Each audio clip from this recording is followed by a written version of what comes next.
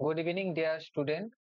আজকে আমাদের আলোচনার বিষয় হচ্ছে স্ট্র্যাটোস্ফিয়ার, অর্থাৎ কম্পিটিটিভ এক্সামে যেটুকু দরকার স্ট্র্যাটোস্ফিয়ার সম্পর্কে যতটুকু জানার সেই ততটাই আজকে আমরা আলোচনা করব। ভিডিওটা ভালো লেগে থাকলে অবশ্যই লাইক করে দিও। স্ট্র্যাটোস্ফিয়ারটা হচ্ছে আমাদের পৃথিবীর যে বায়ুমণ্ডলের স্তরগুলো রয়েছে তার মধ্যে দ্বিতীয় স্তরটি হচ্ছে স্ট্র্যাটোস্ফিয়ার। এর আরেকটা যেটা নাম রয়েছে সেটা হচ্ছে শান্তমণ্ডল। তো এটা হচ্ছে আমাদের স্ট্র্যাটোস্ফিয়ার। স্ট্র্যাটোস্ফিয়ারটা যখনই আমরা পড়তে যাব তখন সব থেকে আমাদের আগে মাথায় রাখা উচিত ওজোন, অর্থাৎ বায়ুমণ্ডলে স্ট্র্যাটোস্ফিয়ারের 20 থেকে 30 কিলোমিটারের মধ্যে একটা ওজোন স্তর বলে একটা স্তর থাকে, তাকে ওজোনোস্ফিয়ার বলা হয়। সেটা হচ্ছে সূর্য থেকে আগত অতিবেগুনি রশ্মি আমাদের ডাইরেক্ট পৃথিবীতে আসতে বাধা দেয়, ওজোন স্তর। তো ওজনের একক হচ্ছে O3। তো ওজনটা নিয়েও আলোচনা করব, তার আগে আমাদের স্ট্র্যাটোস্ফিয়ারের সম্পর্কে আলোচনা করে নিই। স্ট্র্যাটোস্ফিয়ার হচ্ছে আমাদের বায়ুমণ্ডলের 45 থেকে 50, 45 দেওয়া আছে কিন্তু 45 থেকে 50 কিলোমিটার পর্যন্ত বিস্তৃত। ভূপৃষ্ঠের সাপেক্ষে হচ্ছে 16 কিলোমিটার থেকে 45 কিলোমিটার পর্যন্ত বিস্তৃত। এর যে টেম্পারেচার সেটা শুরু হয় হচ্ছে -56 ডিগ্রি সেন্টিগ্রেড থেকে, -56 ডিগ্রি সেন্টিগ্রেড থেকে। এই স্তরে উষ্ণতা বৃদ্ধির সাথে সাথে, মানে স্ট্রোপোস্ফিয়ার আমরা পড়েছি উচ্চতা বৃদ্ধির সাথে সাথে উষ্ণতা হ্রাস পায়, আর এটা তার বিপরীতটা। এটা হচ্ছে উচ্চতা বৃদ্ধির সাথে সাথে উষ্ণতা বাড়তে থাকে। স্পেলিংটা ভুল আছে, উষ্ণতা অর্থাৎ উষ্ণতা বাড়তে থাকে। আর এই স্তরে কোনো বজ্র বিদ্যুৎ কিচ্ছু থাকে না, কোনো জলীয় বাষ্প থাকে না, কোনো মেঘ থাকে না, তাই একে শান্ত মণ্ডল বলা হয়।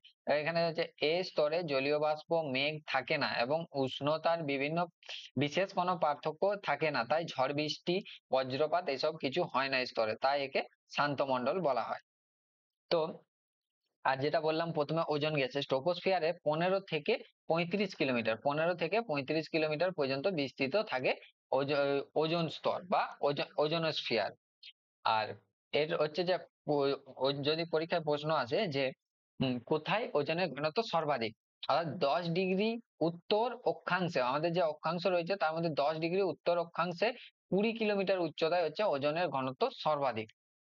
এরপর যদি বলি ওজনের ঘনত্ব মাপা যায় কিভাবে, ওজনের ঘনত্ব মাপার একক হচ্ছে ডবসন ইউনিট, বা যেটা সংক্ষেপে ডিইউ বলা হয়, ডিইউ বা ডবসন ইউনিট।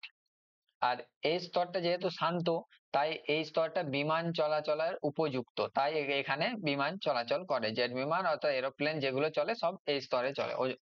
এটা হচ্ছে স্ট্র্যাটোস্ফিয়ারে। তারপরে এই স্তরে যে চাপটা থাকে, অর্থাৎ সমুদ্র পৃষ্ঠে যে চাপ, তার 1/1000%, অর্থাৎ 1/1000 ভাগ থাকে এই স্তরে চাপ, অর্থাৎ চাপ অত্যন্ত কম। আর যে স্ট্র্যাটোস্ফিয়ারে যে সর্বাধিক স্তরটা, স্ট্র্যাটোস্ফিয়ারের পর যে মেসোস্ফিয়ার রয়েছে সেটা হচ্ছে সেই বর্ডারটা বলা হয় স্ট্রোপোস্পোজ। স্ট্রোপোস্পোজ বলছি, স্ট্র্যাটোস্পোজ। এই স্তরের মানে ম্যাক্সিমাম যে টেম্পারেচারটা হয়, এই স্তরের টেম্পারেচার হচ্ছে 10 ডিগ্রি সেন্টিগ্রেড, আর সর্বনিম্ন -56 ডিগ্রি। আর তারপরে এই যে যেটা বললাম এই স্তরে এরোপ্লেন চলে। স্ট্র্যাটোস্ফিয়ারে এই স্তর সম্পর্কে এইটুকুটা জানলেই যথেষ্ট, আর কোনো লাগবে না। তারপরে যেটা বললাম ওটা হচ্ছে তোমার ওই ডবসন ইউনিট, হচ্ছে ওজন এর ঘনত্ব মাপার একক। আর ওজনের ঘনত্ব মাপার যেটা হচ্ছে সব থেকে কম, মানে কখন বোঝা যাবে যে ওজন গহ্বর সৃষ্টি হয়েছে, যখন 200 ডবসন ইউনিটের কম হবে, কোনো একটা স্থানে 200 ডবসন ইউনিটের কম হবে, তখন জানবো যে এটা ওজনের গহ্বরের সৃষ্টি হয়েছে। তো থ্যাংক ইউ সম্পূর্ণ ভিডিওটা দেখার জন্য। আর তোমাদের যদি পিডিএফ দরকার হয় তাহলে ওই স্ক্রিনে ওঠা নাম্বারে হাই পিডিএফ বলে পাঠিয়ে দেবে, আমি তোমাদের প্রোভাইড করে দেবো। Thank you.